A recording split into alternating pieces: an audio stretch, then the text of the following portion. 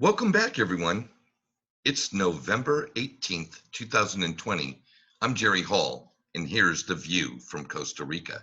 A quick peek here at Coin Pavrica sees that we have had a good 48 hours of sustained market cap up above 500 billion. This is extremely encouraging to me. I've spoken many times in these short videos how we needed to get up into that high 400 billion, 500 billion range and sustain it for a period of time for me to officially feel like we're in a bull market. And some of the numbers here are starting to kind of pan that out. So this is exciting times, but it's also a time where I'm seeing a tremendous amount of information on Twitter and Facebook. And I just feel I need to say something about it. I brought this up in my live stream last Friday night when I had the digital nomad investor on, and that was simply this.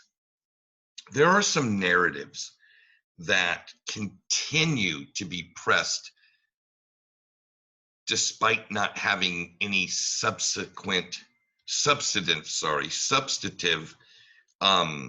oomph behind them. It's like there's no there. One of these narratives is institutions are coming. And by and large, that's true, but not for all digital assets. And I just want to be really clear. I've been doing a lot of digging in this particular area. Yes, institutions are coming. There is a global need for gains and yield. So that's a true statement. But it's important for us to understand, especially for those of us that are in assets other than Bitcoin and Ethereum, that there are criteria that pensions, endowment plans, sovereign wealth funds, etc., these very, very large pools of capital that make investments, and they make investments for the long term, which is excellent for folks that are holding the assets that get acquired by these entities. Keep in mind that much of the capital market structure is built off of policies and procedures that have been around for a long time. One that I'm going to mention that I think is very important that people understand, it is this. There are investable assets and there are non-investable assets, and they're built off of a criteria. For instance, one of the largest criterias is that these funds, these huge pools of capital, will not invest in penny stocks. Penny stocks are literally any stock under $1. And for the most part, most of these funds have a $5 or under criteria. If it's under $5, it's not an investable asset, regardless of how wonderful it is, regardless of the innovation and the forward speculation attached to it.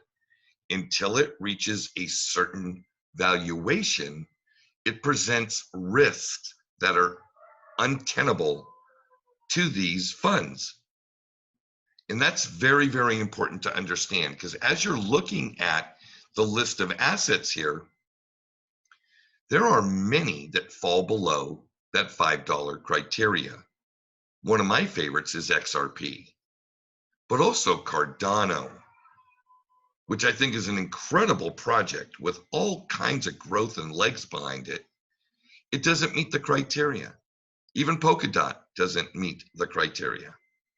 So it's important for us to understand this as we're looking at this space mature, and we're seeing more and more entrants into the space, more and more public companies putting assets on their balance sheet. Obviously, right now, it's just been Bitcoin. And obviously, there will be others as they prove themselves to be investable assets. But keep in mind, there are criteria. So I just want to, I have to put that out there so people don't have expectations that aren't based in reality. And so what that basically means for these incredible assets that don't meet that criteria yet is that there will need to be other drivers that drive its growth. Now, in the case of XRP, that is utility. Utility is going to be the driver for XRP until it becomes an investable asset by these entities. And I'm okay with that. It's going to take a little longer, right? The path to riches is going to be harder and longer for XRP. Obviously, it's been made very clear recently that Ripple's position is that the regulatory clarity that they need or desire is to be deemed not a security. And it really hinges on that. I don't believe there's any other regulation needed other than that particular wave of the wand from the SEC. We know Jay Clayton's out. We'll see who gets put in his place. Cross your fingers. If we're lucky, it's Hester Pierce. And hopefully, if we're lucky, she will start issuing some either non-action letters or make some public statements like were made for Bitcoin and Ethereum. But until such a time that that happens, there are major, major headwinds for XRP in that regard. Let's move on to some of these other goodies I got. So this article from Bloomberg, I bring up for one reason and one reason only. There are countries and economies that are going to always be playing catch up. Here's Venezuela talking about summoning executives from a handful of local financial firms to discuss plans to create a clearing and settlement system in US dollars. In addition, they're talking about joining the quote unquote euro dollar game. That's right. Having banks in Venezuela be able to issue loans in US dollars, therefore creating US dollars outside of the United States.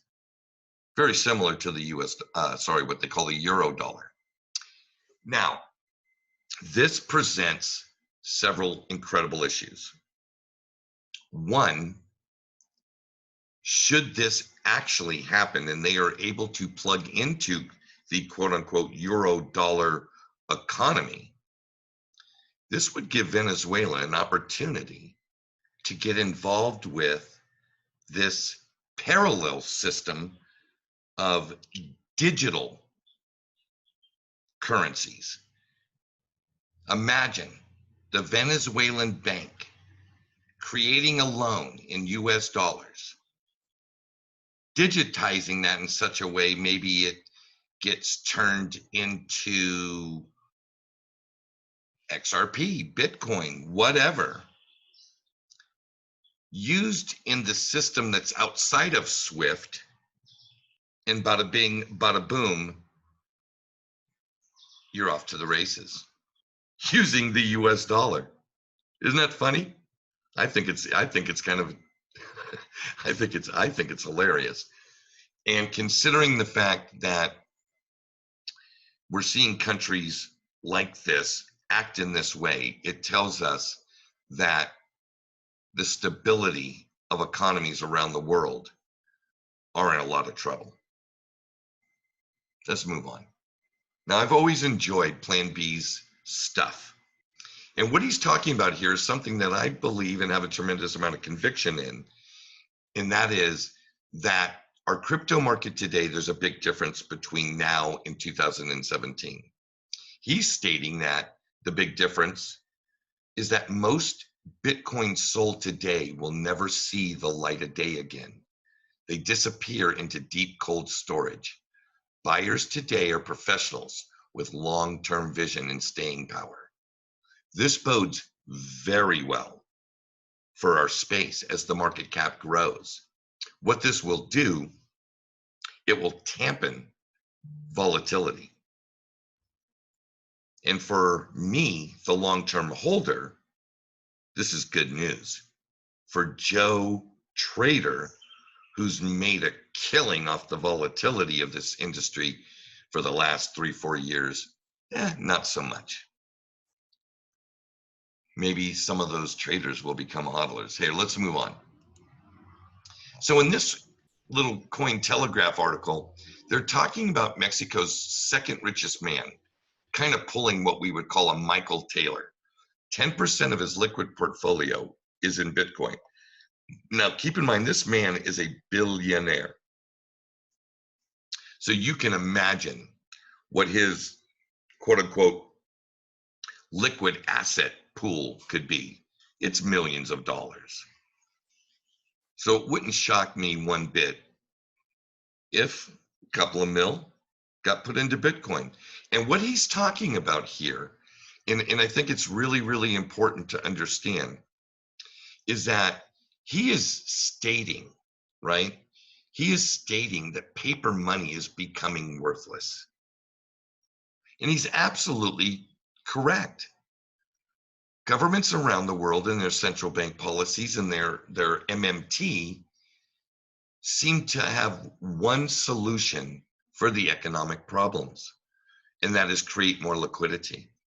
It's not solving any issues around solvency, but it definitely is padding banks' balance sheets. Banks are supposed to lend with that money, but as we know around the world, banks are tightening their lending standards, which is okay. If you're very wealthy, it's still very easy to get very cheap money. But for the majority of the population, this takes them right out of that equation. The wealth inequality gap continues to widen. And this incredible digital asset space is a leveler. It truly is. People that have money want to keep their money. People who are employed in the financial services industry want to make money. This asset class provides a little something for all of those folks. So as I was doing, I'm looking around and I'm trying to figure out what will it take for the pension plans of the world to invest in this asset class. And it becomes very clear to me that a taxonomy of this digital asset space needs to happen. And it needs to happen by an entity that has trust in the industry. I remember so vividly the Token Taxonomy Act that never made it out of the House of Representatives. Matter of fact, I'm fairly certain that it never made it out of the Finance Committee, headed by Maxine Waters. Well, as you can see here, CalPERS, for my state of California, which is their California State Employees Pension Plan, has investment proposal submissions, but they have very, limited categories here. And there's a process, and you go through and submit a form, and it goes to a financial stopgap, kind of a gatekeeper in their board. And it's fascinating to me that all of the inroads to get these things where we'd like them are there. They're just filled with like bumps and headwinds and these different things, and how many people are going to take the time to do this, and how many California employees will go through the process of submitting an investment proposal for the pension to consider, because they always do every year new allocation. I had the good fortune of finding this particular comprehensive annual financial report. And one of the things that I thought was really interesting is that there is quite a large sum of money. Now, obviously, it's not 100% funded, but that may be a good thing. And we know that pension plans across the country, as well as in Europe and abroad, are mostly underfunded. For a long time, that's been a bad thing. It's created uncertainty and concern for those involved. To me, it presents an opportunity. These funds are looking for appreciation and they're looking for yield. And as we all know who are in this asset class, digital assets present an inroads to a new economy where appreciation on growth